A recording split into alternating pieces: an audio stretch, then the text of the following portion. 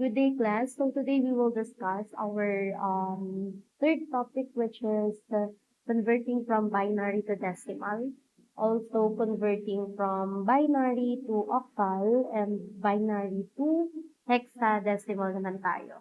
Okay, so dito, I'm not sure kung kapagbigay na ako ng example nito during our face-to-face last meeting. Pero kung hindi pa, i-recall na lang din natin para matandaan nyo ulit. Okay, converting binary to decimal, kapag may given tayo na 1, 0, 1, 0, and you are asked to convert this one into decimal, pag sinabi nating decimal, that is equal to 10. Bakit? Kasi di ba from 0 to 9, if we will count our numbers, so 0, 1, 2, 3, 4, 5, 6, 7, 8, 9, so we have total of 10 digits. Kaya pag sinabing decimal, yung subscript na gagamitin natin dito ay 10. Lagi niyong tatandaan. Now, in our step na binigay last meeting, in order for us to convert this one into decimal, we have the given base of 2, which is our exponent is increasing. Meaning to say, we will start with 0, 2 raised to 1, 2 raised to 2, until 2 raised to 3 tayo. Okay, increasing yung paglalagay natin ng exponent. Now, let us simplify this one. 2 raised to 0, we have 1. 2 raised to 1, we have 2. And then 2 raised to 2, we have 4. And then last one, 2 raised to 3, we have 8 naman. Now, yung nakuha nating values dito ay kailangan nating i-multiply. Tandaan nyo yung operation na ginamit natin. We need to multiply doon sa binary digit natin. And then, yung kanilang answer ay kukunin natin yung sum. Okay, so here we have 1 times 8, we have 8 plus 0 times 4 is 0. Pwedeng yung ilagay, pwedeng hindi naman na ilagay. Since 0 naman na yan, hindi na siya nagmamatter.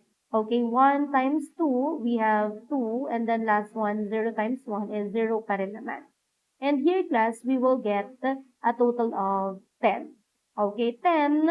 And then, lalagyan nyo siya ng subscript na 10 para ma-determine natin na this one is decimal. Okay, now, paano naman kapag decimal na yan and you want to convert it into binary naman? Okay, kasi itong una natin is from binary to decimal siya. What if I want to convert from decimal to binary naman? So, dito, given pa rin natin yung 10, kunin na natin si 10. Kailangan mabalik natin sa 1010. Okay, since 2 yung base na ginamit natin, we will get 10 and we will divide that 1 into 2. Okay, so 10 divided by 2, we will get 5. Okay, and yung 5 na yan, walang remainder. So, yung remainder natin dito is equal to 0. So, ilalagay niyo yung remainder ha, kasi dyan tayo magbe-base ng binary number natin. Nakunin natin yung quotient na 5. 5, divide ulit natin sa 2. So, we will get 2 dito. Okay, and here, meron tayong remainder na 1. Kasi 2 times 2 is equal to 4. 5 minus 4, may remainder tayo na 1. Then after that, kukunin ko ulit yung quotient natin, which is 2. 2 divided by 2 is equal to 1 na tayo. Okay, and here, wala naman tayong remainder. So, 0 remainder tayo. Hanggang makarating ka sa dulo. So, dito kukunin natin yung 1. 1 divided by 2. So, here, ang makukuha natin ay 0. But we have a remainder of 1. Okay, then after that, kukunin natin, class, yung ating remainder. Okay, kukunin natin yung remainder. Pero ang pagbasa nito, class, is you need to start from the bottom up to the up natin. Okay, so we can read that one as 1, 0, 1, 0. And this one will be your final. Okay, so nakikita nyo yung transition niya. Yung remainder or yung least residue yung kailangan natin for us to get the binary conversion. Okay, so let's try, class, number 2 example. So number 2 example, naka-binary yan, which is 1, 0, 0, 1, 0 tayo. Okay, so from here, we will simplify our base, which is 2 raised to 0, 2 raised to 1, 2 raised to 2, 2 raised to 3, and then 2 raised to the fourth power. Okay, so let us simplify. That will become 1, that will become 2, 4, 8, then 16. Then after that, we will multiply itong given values natin doon sa binary number. Okay, class, hindi ko na simplify yung 0 ha. Titignan ko na lang yung may mga 1 kasi after lang naman tayo sa 1. So 1 times 16 will have 16 plus 1 times 2 we will have 2. So that is equal to 18. Then yung subscript natin, 10. Okay, to determine that that one is a decimal.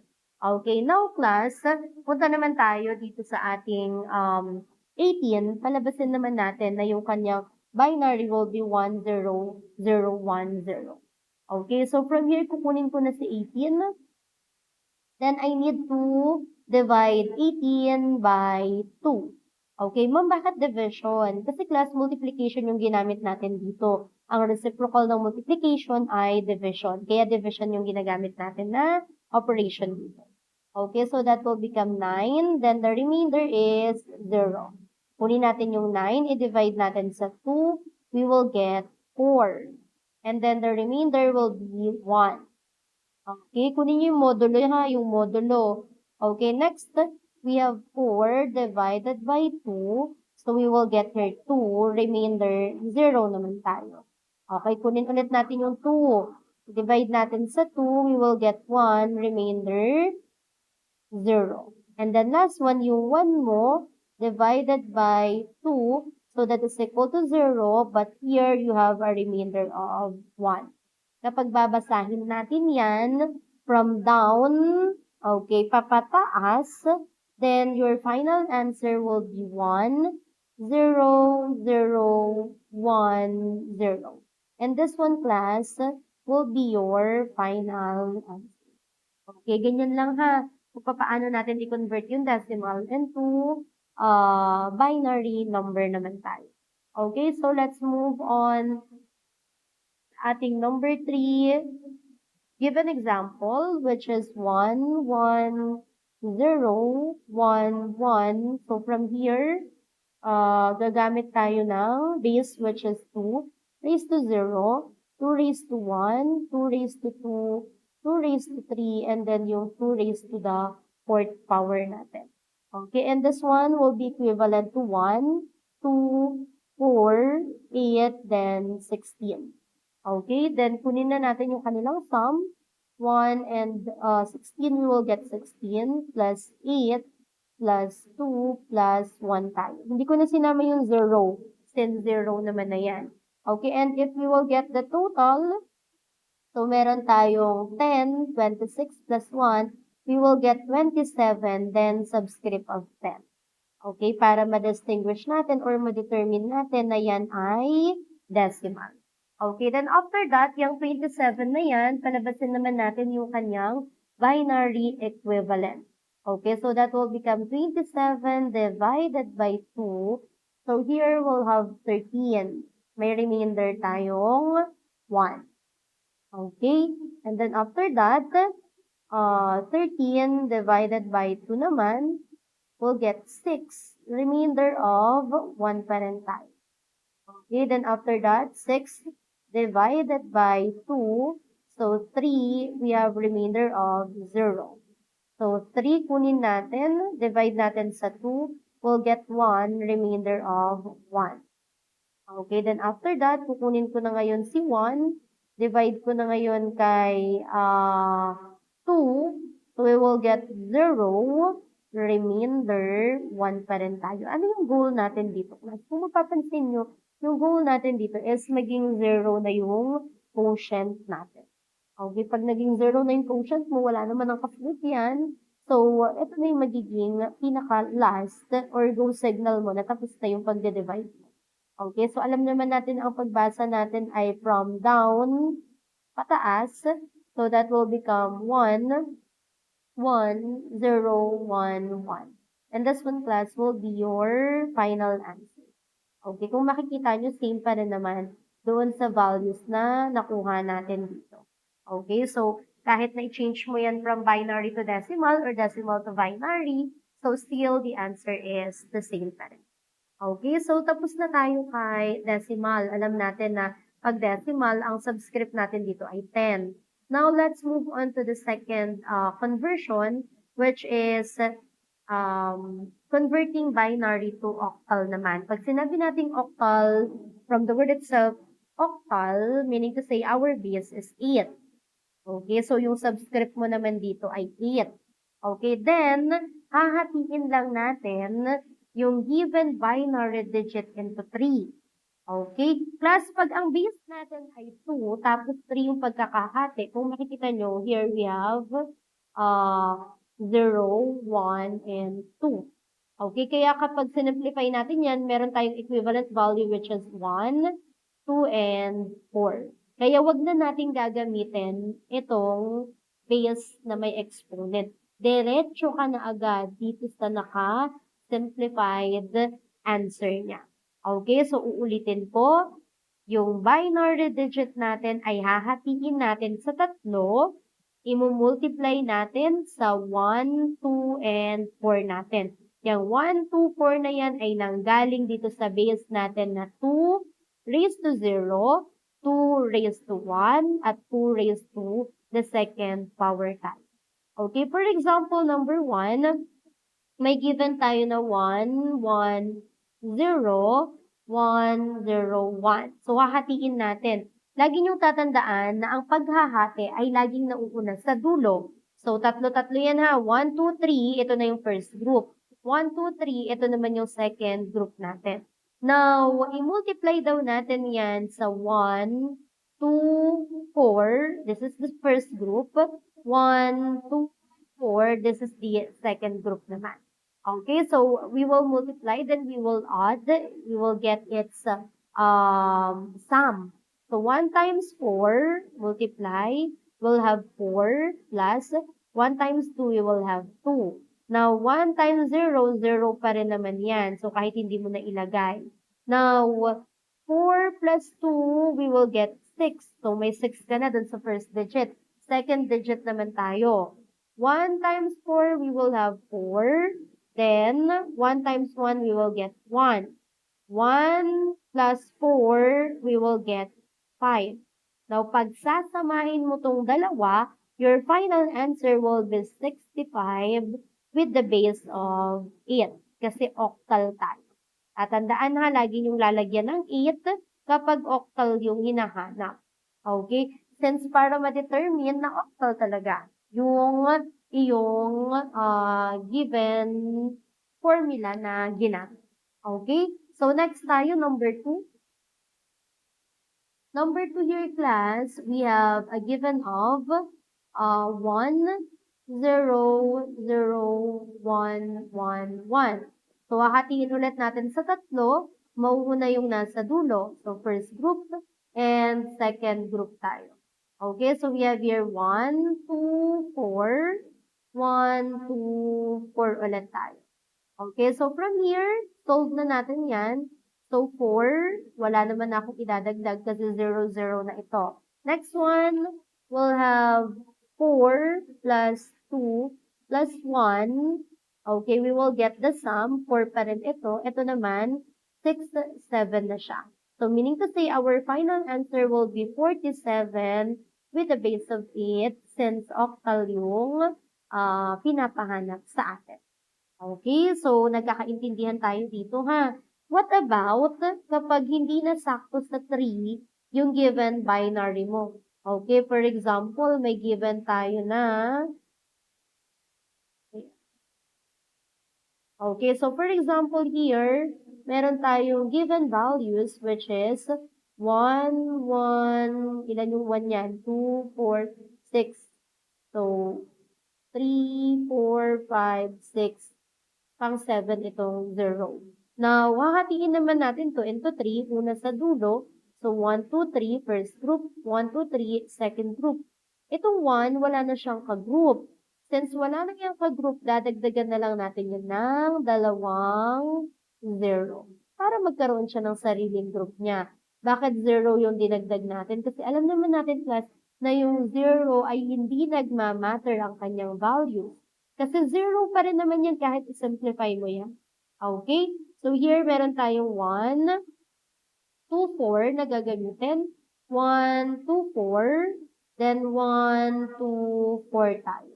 Okay, so let us simplify. So from here, meron tayong, ito 0 na. 0 na rin ito. 1 na lang yung natitira. Dito naman sa pangalawa, meron tayong 4 plus 2 plus 1. Okay, sa pangatlo, may 4 plus 2 naman tayo. Okay, so getting the sum, 1 pa rin dito, dito naman ay 7, dito naman ay 6. So your final answer will be 176 with the base of 8 times. Okay, so this one, class, will be your final answer. Okay, sana nagkakaintindihan tayo dito. Next naman, class, is yung ating hexadecimal naman.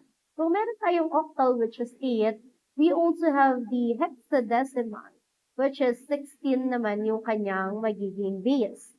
Okay, then dito, hindi na by 3 yung pagkakahati natin. By 4 na yung pagkakahati. Okay, so we have 2 raised to 3, 2 raised to 2, 2 raised to 1, and then 2 raised to the 0 power tayo. Pag sinimplify natin yan, we will get 1, 2, 4, and then yung 8 natin. Kaya, class, ang gagamitin na lang natin ay ito. 8, 4, 2, and 1. Okay, wag nyo nang gamitin itong base natin kasi same lang din naman yung magiging values nila. Okay, so from here, magbigay na tayo ng given number 1, which is 1, 0, 1, 1, 0, 1, 1, 1.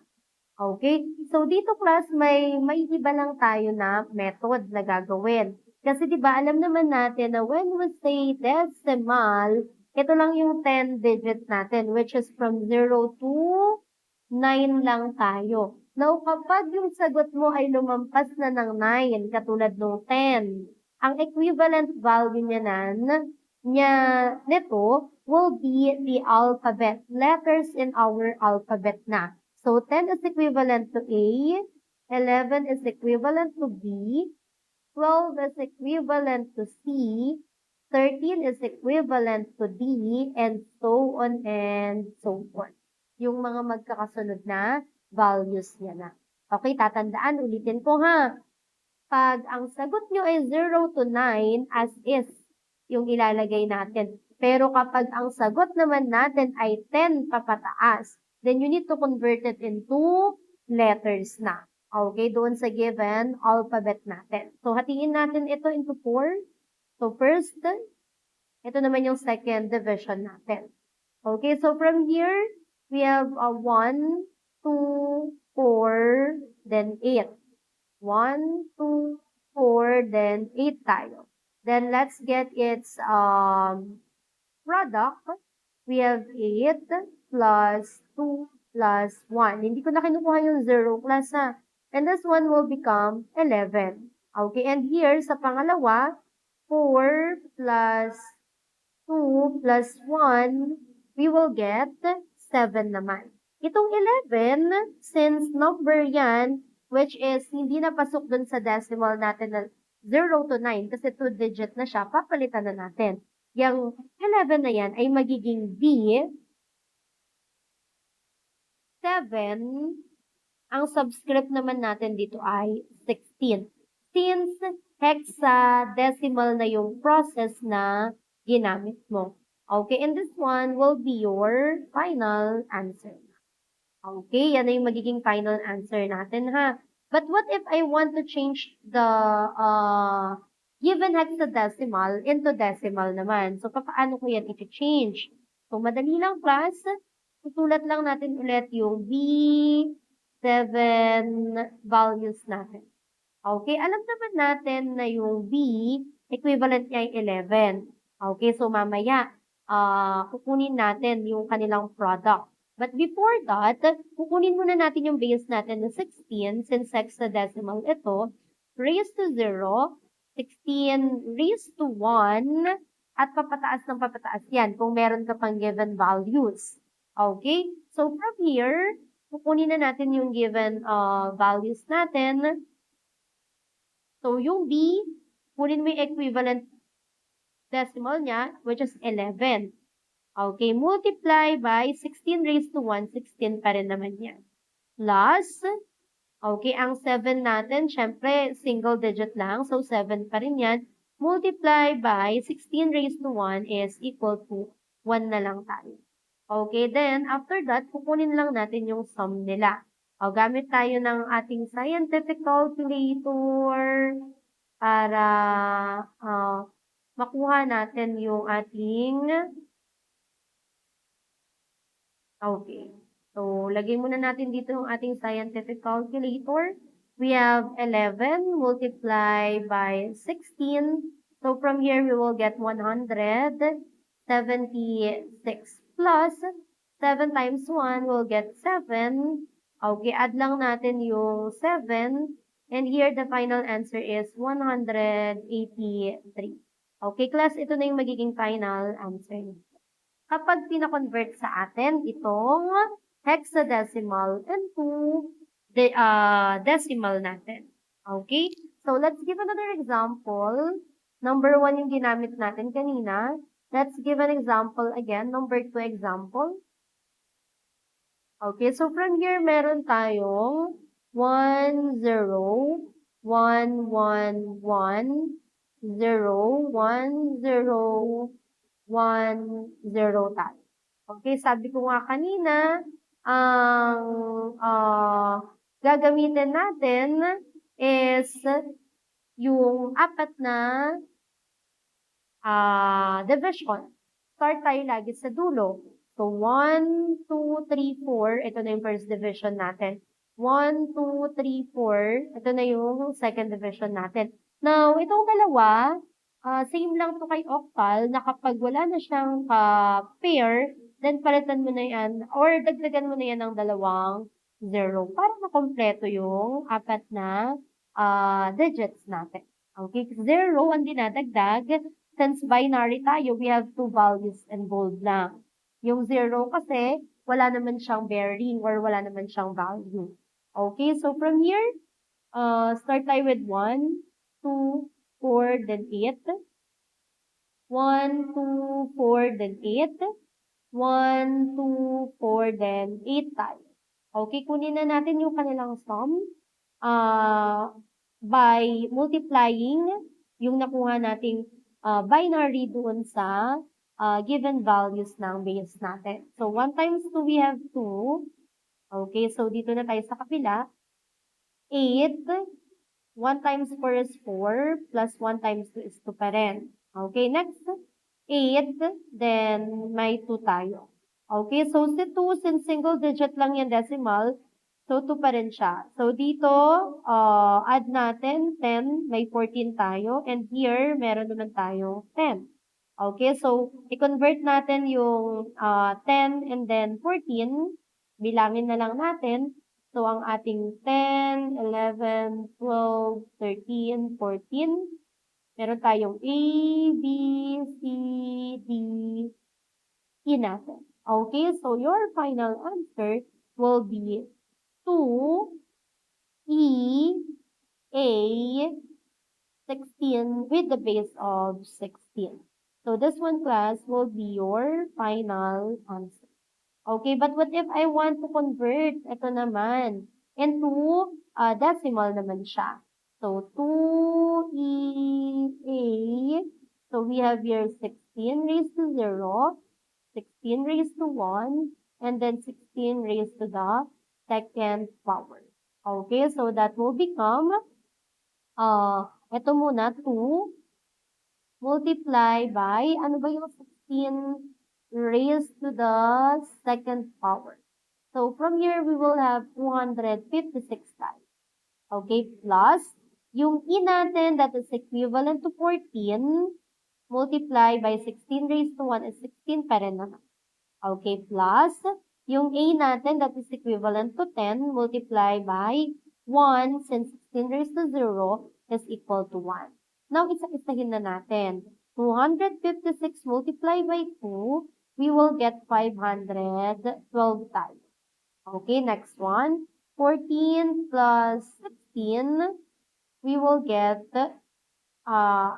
times. Dali ng pindot si ma'am. Okay, times 16, we will get 224 plus 10 times 1 is equal to 10 pa rin naman tayo. Now, add na natin itong tatlo. We have 512 plus 224 plus 10. Then the final answer would be 746. Okay, so this one class will be your, lagyan mo na ng 16 sa baba para malaman natin na hexadecimal. Okay, so this one class will be your final answer. Okay, so sana maliwanag itong conversion natin. Okay, so puputulin ko rito tapos magre-record uli ako para at least hindi sama-sama yung mga topics. Okay?